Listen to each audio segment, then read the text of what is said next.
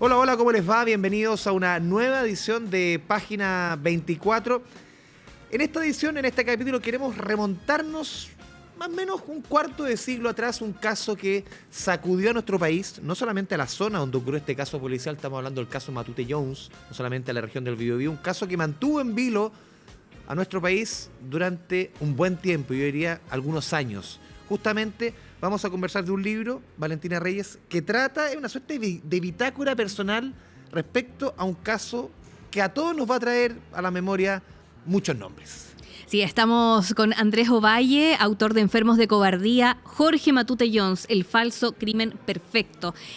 Cuando decimos Jorge Matute Jones, ya ustedes se pueden remontar al año 99, a la discoteca La Cucaracha, a una larga desaparición de este joven estudiante de Concepción. Andrés Ovalle, gracias por acompañarnos hoy. Gracias a ustedes por la invitación, encantado de estar acá. Sí, Andrés, lo primero, a ver, para ingresar un poco a la historia, ¿cómo tú te acercas, cómo tú llegas al caso? Y de ahí vamos, cómo construyes el libro, ¿cómo tú llegas al caso Matute Jones? Cuando ya se empezó a desarrollar el caso, desde la zona nos dieron una instrucción a todas las unidades policiales de que cualquier antecedente que tuviéramos al respecto, información, la hiciéramos llegar a un equipo que se había conformado por orden del alto mando institucional a cargo de un comandante.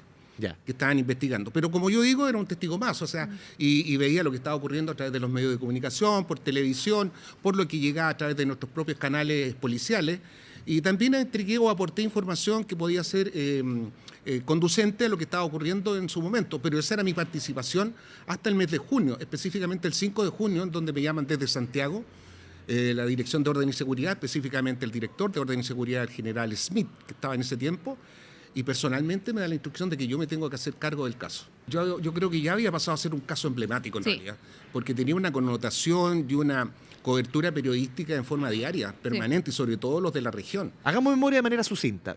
¿Qué sucede esa jornada en La Cucaracha? Para explicarle a quienes nos ven y dicen, claro, me acuerdo de este caso, sí, me suena, pero quizás no tienen fresco lo que sucedió. Bueno, hay muchas cosas que están en la nebulosa, hubo muchas situaciones por los distractivos que se generaron, confusión, y al final la opinión pública no entendía qué realmente era lo que había detrás de este caso, porque hubo interés en que así ocurriera, confundir a la opinión pública. Lo que hay es la desaparición de un joven que va a una discoteca en forma total y absolutamente circunstancial, es golpeado por uno de los guardias, en atención a que lamentablemente equivocó la puerta del baño a donde se había dirigido después de haber estado fuera de la discoteca, al haber sido expulsado. Él ingresa nuevamente aprovechando un descuido de los guardias por una situación que acontece en los estacionamientos.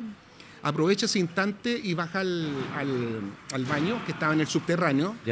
Y aparte de eso, este joven estaba bajo los efectos del alcohol. Equivoca la puerta y se encuentra con una situación de una reunión privada en donde había connotados políticos de la época, de connotación pública, consumiendo cocaína, alcohol, y aparte de eso habían funcionarios policiales, específicamente de Carabineros, y además del empresario que había organizado este encuentro privado con estos políticos y con estos policías que hacían de cobertura a la entrega precisamente de droga. Es esa la escena que ve Jorge Matute y es esa la situación que se oculta en el tiempo. Es golpeado fuertemente porque él pide ingresar y participar de esa fiesta privada. Incluso quienes me entregaron la información que participaron en esa fiesta o en esa reunión, me dijeron hasta lo que había dicho. Cuando vio todo el tema, la expresión de Jorge Matute fue todo pasando. Eso fue lo que dijo, todo pasando. Y pidió ingresar, a lo que no lo dejaron, no accedieron a ello. Y llamaron a un guardia, a quien apodaban el oso, lo sube escalera arriba, porque estaban en el subterráneo, y lo sube a golpes, lo toma de la axila, por eso su chaqueta, que después fue encontrada, presentaba unas rajuras en esa zona de las mangas, y es golpeado fuertemente, es golpeado con una manopla, y queda en estado inconsciente. Termina de golpearlo el guardia afuera de la discoteca y después lo ingresan.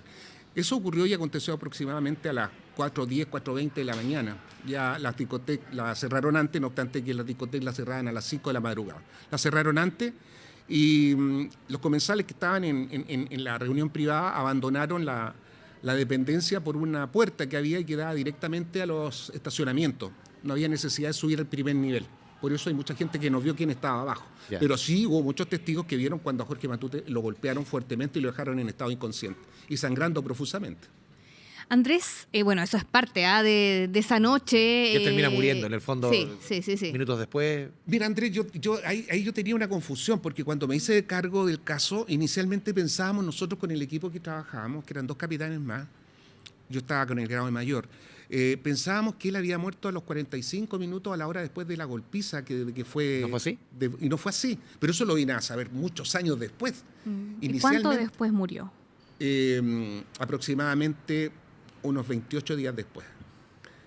Después de que se supo que en las osamentas fue hallado, entre otras cosas, pentobarbital, porque también fue encontrado otras sustancias químicas como anfetamina, y eso también tiene una respuesta de por qué encuentran tanto pentobarbital como anfetamina, que también lo podemos conversar, porque esos dos químicos, esas dos drogas.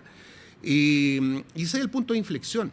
Cuando 14 años después, cuando se le hace el examen en la osamenta en el laboratorio de Murcia, se descubren esos químicos en su cuerpo. Esos químicos o esa droga no puede haber sido suministrada en una dosis, si no hubiese desaparecido y el cuerpo lo hubiese metabolizado. Pero fue suministrada en forma sistemática y en el tiempo, y no en una dosis, sino que en varias dosis. Eso es lo que se oculta, porque la golpiza y lo que ocurre inicialmente, en la fase primaria, de lo que le ocurre a Jorge Matute es total y absolutamente circunstancial. Ya, no estaba planificado. Tú todo esto lo relatas con mucho detalle en tu libro, Sistemas enfermos de cobardía. ¿Cuándo a ti te hace el clic de decir, esto lo voy a llevar a un libro? Mira, fíjate que inicialmente, producto de toda esa amargura, toda esa impotencia, afloraron inmediatamente las ideas para ir desarrollando. ¿Qué año empieza esto? O sea, desde el primer momento del caso, ¿cuándo empiezas a escribir? No, empieza después, porque yo también, yo enfermé producto de esto. Yo estuve incluso internado, hospitalizado en el hospital de Ipranca porque perdí el conocimiento en 2 oportunidades, con una característica de ataque epiléptico. Afortunadamente no tenía epilepsia, fue sometido a diferentes exámenes. Pero era todo el tema que esta carga, no solamente esta carga emocional, sino una carga de trabajo extrema, porque yo trabajaba en promedio 14 o 15 horas diarias, porque aparte del caso Matute, que a esa fecha que nos entregaron ya había pasado a ser emblemático, yo tenía que hacerme cargo de mi comisaría. No tuvo dedicación exclusiva, como cuenta acá en el libro. No tuve dedicación exclusiva. Cuando yo me decido a escribir esto, ya un poco más recuperado, tomando conciencia de todo lo que sabía, de todo lo que también me seguía llegando en forma anónima y en forma directa, de personas conocedoras de los hechos verdaderos, empecé y dije, esto lo tengo que ir escribiendo, pero inicialmente lo hice como una terapia, no lo hice con la finalidad de publicarlo. ¿Y cuándo dijiste esto lo publicó? El año 2017. Pasó harto rato. ¿Y qué gatilló esa idea de querer publicar un libro con todo lo que había vivido en el Los caso? ataques que seguía recibiendo a través de reportajes de televisión, porque se seguía insistiendo en que yo tenía un grado de participación con colaborar con los padres de los procesados, los únicos procesados que tuvo esta causa al inicio y que después fueron absueltos de toda responsabilidad por la Corte Suprema, que eran 7 jóvenes que fueron acusados por secuestro y obstrucción. Así inicialmente era obstrucción a la justicia, sabemos que hoy día es obstrucción a la investigación, pero con el sistema antiguo era obstrucción a la justicia y así fueron procesados. Porque este caso judicialmente partió como una presunta desgracia. Sí. ¿Ya? Y Andrés, porque tu teoría al final, cuando tú inicias la investigación, es muy distinta y ahí tú lo vas desenvolviendo esa teoría en el libro. Es muy distinta a la que llevaba la PDI, por ejemplo, la que llevaba la jueza que llevaba el caso. Tu teoría, y tú lo ya incluso tienes que escribir un informe que te lo pide la jueza y con todos los problemas que eso te conlleva, tu explicación de por qué sucedió esto es muy distinta a lo que llevaba la PDI, llevaba la policía, llevaba la justicia. Y ahí se genera, porque uno dice, ya, pero ¿por qué tanta protección?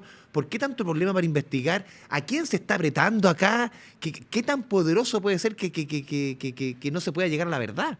mira, la teoría, la hipótesis, hablemos de hipótesis iniciales, es prácticamente la misma, porque tanto la PDI, en este caso el comisario Héctor Arena, quien llevaba la investigación por parte de esa institución policial, también es conteste con lo que nosotros manifestábamos, que Jorge Matute fue víctima de una golpiza y que posteriormente su cuerpo fue lanzado a la ribera del río Biobío, donde fue encontrado.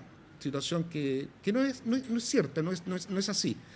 El tema es que, ¿dónde se plantea? Él lo plantea en los estacionamientos, porque había que sacar el hecho... Al que sacara Matute de la discoteca. De la discoteca. Del búnker de abajo. De donde ocurrió el principio de ejecución, como se llama. El principio de ejecución del caso Matute se inicia en el subterráneo. Y para sacar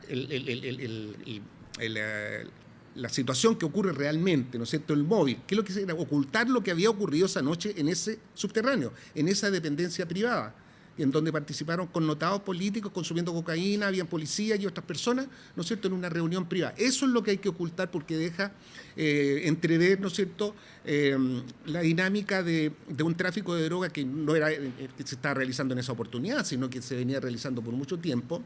Y el punto de inflexión es lo que le encuentran en su cuerpo, el pentobarbital. El pentobarbital es el punto de inflexión que nos dice a nosotros que Jorge Matute permaneció privado de voluntad y privado de libertad por más de 3 semanas. Hoy en día se trata de ocultar, o se trata de decir, negar más que ocultar. Se trata de negar por la propia ministra Carola Rivas, que llevó la causa y la sobreseyó ya prácticamente en forma definitiva, y que fue la última autoridad judicial que intervino en el tema. Dice que no hubo golpiza, dice que no hubo lesiones. Eso no es verdad. Si hay informes tanatológicos por la doctora Vivian Busto, por el doctor... bueno, hay 3 médicos forenses de Chile que hicieron los primeros exámenes tanatológicos y determinan que hay lesiones, intervención de terceros por lesiones. Entonces, uno de los informes desapareció del proceso. Ojo, uno de los informes de forenses desapareció del proceso, que indica precisamente cuánto tipo de lesiones tenía. A lo menos 10 lesiones indica la doctora Vivian Busto. Andrés, ¿cómo cayó este libro? ¿En Carabineros, en la PDI? ¿Has tenido como la retroalimentación? Porque, claro, acá hay versiones encontradas. No es fácil este caso para todos quienes lo investigaron. Sí, de hecho que ha llegado a manos de muchos oficiales de Carabineros. Oficiales que están en retiro, oficiales que están activos y han tenido una opinión muy positiva hacia mi persona, con elogiosos comentarios, se los agradezco, en el sentido que me atreví a dar cuenta de muchas situaciones irregulares que acontecen al interior de la institución y sobre todo cuando vivimos casos de esta naturaleza, en donde se necesita el apoyo de los altos mandos y no es así. Se necesita un apoyo jurídico, como en el caso mío, y no fue así. Te dejan absolutamente abandonado y eso va a seguir ocurriendo lamentablemente por la falta de decisiones, por la falta de resolución. Y por eso se llama enfermos de cobardía, por los que debieron asumir un rol protagónico desde el punto de vista de tomar determinaciones, no lo hicieron. Y está este formato de bitácora y tú, a ver, ¿tienes algún amigo que tiene una editorial o tú mismo financiaste esto? No, un amigo que ya había editado un libro me dijo, mira, yo lo hice de esta forma. Te convendría no hacerlo aquí en Chile, sino que por Amazon, por una cuestión legal, por si alguien se quiere querellar contra ti, demandar, lo tendría que hacer por leyes norteamericanas. Y que fue por ejemplo, este libro está editado en Estados Unidos. Perfecto. Y estos están editados, no editados, sino que están impresos aquí en Chile. Ya. Por eso los derechos de autor están con código de barra, lo que no aparece en este libro. Ya. Si tú le das vuelta, no aparece el código de barra. También fue una forma de protección a ti. De protección, porque sabía que podía generar algún tipo de sensibilidad, temor, te das cuenta, porque el caso involucra a mucha gente y gente de poder político, gente de poder policial y gente de poder desde el punto de vista judicial. Yo hago una fuerte crítica contra el poder judicial. Aquí hay una intervención que no es la más adecuada. ¿Tú das los nombres de las personas aquí en el libro? Sí. ¿De esos políticos? No, de los políticos no, te lo explico de inmediato. Por eso es muy importante. Uno dice, está reunido este político, este alto mando, pero no se ponen los nombres. Sí, no. Del alto mando, sí, todos. ¿Sí? Todos. Del Poder Judicial, todos. Del Poder Judicial, todos. ¿Por qué no hago de los políticos? Lo podía haber hecho, pero lo que pasa es que hay un proceso anterior que se generó en el 2011 contra esos políticos, ya acusándolo de la misma situación de personas que se habían visto perjudicadas con esto. Entonces se cerró ese proceso sobre la base de que no habían los medios ni los antecedentes necesarios para culparlos de la intervención por influencia sobre el caso. ¿Ya? Entonces se cerró. No puedo hablar de eso porque hay un tema legal. Hay un tema legal. Pero no quiere decir que no hayan tenido responsabilidad. ¿Ya? Es de los únicos que no hago mención y es por eso. Y no es por cobardía ni mucho menos. Andrés, bueno, lo hemos abordado un poco en esta entrevista, pero ¿cuáles son los costos también personales que viviste con este caso? Y cómo quizás este libro, ya tenerlo publicado, haberlo escrito, quizás ha ayudado a reparar un poco esos costos. ¿Sientes que te ha ayudado a reparar? Como fue una terapia escribirlo, quizás publicarlo también.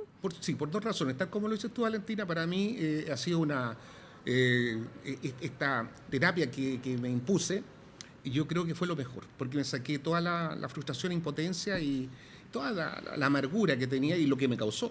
Y yo lo escribí así cronológicamente, tal como lo dices tú, Andrés, en el sentido que, porque ese orden que tiene y todo lo demás.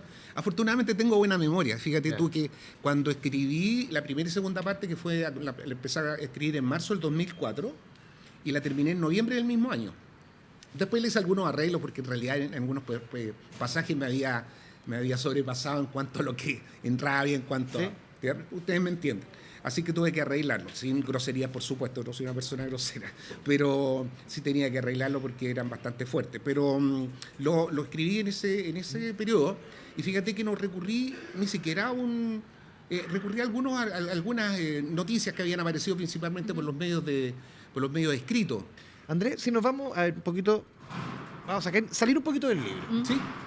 ¿Tú tuviste algún tipo de referente? Es decir, a ver, ¿te gusta la novela policial? ¿Eres lector de cuestiones más de este tipo de casos? ¿Tuviste algún referente? Decir, más o menos quiero ir por acá, quiero ir por esta línea, o te lanzaste, ¿no? Mira, me quedo con lo último, Andrés. Me lancé porque era, como te digo, era tanto lo que tenía que expulsar, por decirlo de alguna forma, que empecé a escribir y salía solo la historia, el argumento, sin necesidad de estar inventando cosas. Todo lo que está ahí es real, todo lo que me pasó. No, y más que inventar, digo, estilos. ¿Qué estilo? Sí, claro. Algún referente, porque uno puede contar lo mismo, pero de muchas formas. Claro, no tiene un estilo de novela principalmente, no para nada es novela. Sí, por eso yo decía, decíamos como policial, bitácora, sí. porque hay mucho diálogo, o sea, hay un nivel de detalle Mira, abusé de mi memoria. ¿Ya? Yo sin falsa modestia puedo decir que lo que mejor tengo es mi memoria, de verdad es así. Bueno, también aquí hay referencias de entrevistas, de programas de televisión, Claro, La Mañana en Chilevisión. esa es la tercera también. parte. Sí. Esa es la tercera parte, porque la tercera parte, por eso digo en la sinopsis, obedece ya a una narrativa más reflexiva y analítica. Porque así es. Entonces ahí ya no es frustración, no es catarsis, es una investigación, pasa a ser una investigación. No, Andrés, para ir cerrando un poco, tú cuando ya ves la obra final, ya editada, me imagino que uno puede volver tú vuelves a refrescar un poco la memoria. ¿Qué te parece el libro al final? ¿Es lo que tú pensabas? Uno tiene una idea preconcebida, quiero llegar a esto, quiero contar esto, quiero hacer este relato, y al final cuando ves, como uno dice, la guagua, Sí. cuando tú la ves y ahí la cunas, ¿es lo que tú querías?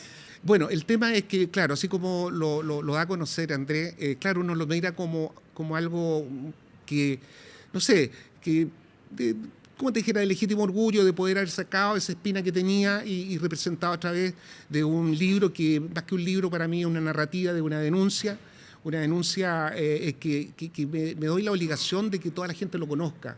Y no por una cuestión de financiamiento, como te dijera yo, de fines de lucro, sino que... No, pero en fondo, ¿fue terapéutico? Sin lugar a dudas. Porque tú dices, Pero yo te digo, terapia. ¿Fue una terapia? Sí, me sirvió mucho porque me saqué, no todo, pero me saqué. Toda esa frustración sí me la saqué. Y volviendo a la pregunta que tú también me hiciste, Valentina, en el sentido, ¿cuál es la opinión de los oficiales? ¿Qué le merece? Y hay muchos que dicen, oye, yo no tenía idea de lo que te había pasado. Con razón ahora te encuentro mucha razón porque hubo un momento en que a mí me estaban tildando de que, como se dice vulgarmente, estaba peinando la muñeca. Esa es la verdad. ¿Ah? Y viniendo a mis propios pares, pues, ¿ya? Y de amigos cercanos. Entonces yo les explicaba, y el libro les explica y les da a conocer justamente lo que yo viví, lo que vivimos como familia. Volviendo a lo de la guagua, a la creación, sí. Estoy contento, a veces digo con esa mirada crítica debería haber puesto aquí arreglado un poco más, porque algunos capítulos los tomo y los leo, ¿te das cuenta? Tengo una crítica personal permanente. Andrés, te agradecemos esta conversación, este espacio, y también, Valentina, vamos a estar prontamente a través de nuestras redes sociales sorteando Enfermos de ediciones. cobardía. Sí, justamente, Enfermos de Cobardía. Lo vamos a estar informando oportunamente, así que muchas gracias por esta conversación. Encantado por de este estar con espacio. ustedes. Antes de terminar, agradecemos a Chema Libros Ah, porque sí. nos entregaron estos 2 ejemplares. Van a ser sorteados y además si quieren comprar el libro pueden ingresar a Instagram a Chema Librería Chile. Así que la invitación está hecha. Es un caso que por supuesto abarcó muchos años en Siempre Chile. apoyar las editoriales independientes. Exacto. Sí, Es importante. Muchas gracias. Andrés y Valentina, les agradezco la invitación y esta plática que para mí ha sido muy reconfortante. Gracias. Gracias, Andrés. Y a todos ustedes, muchas gracias por compartir con nosotros este espacio. Página 24, nos vemos en otra edición. Chao, chao.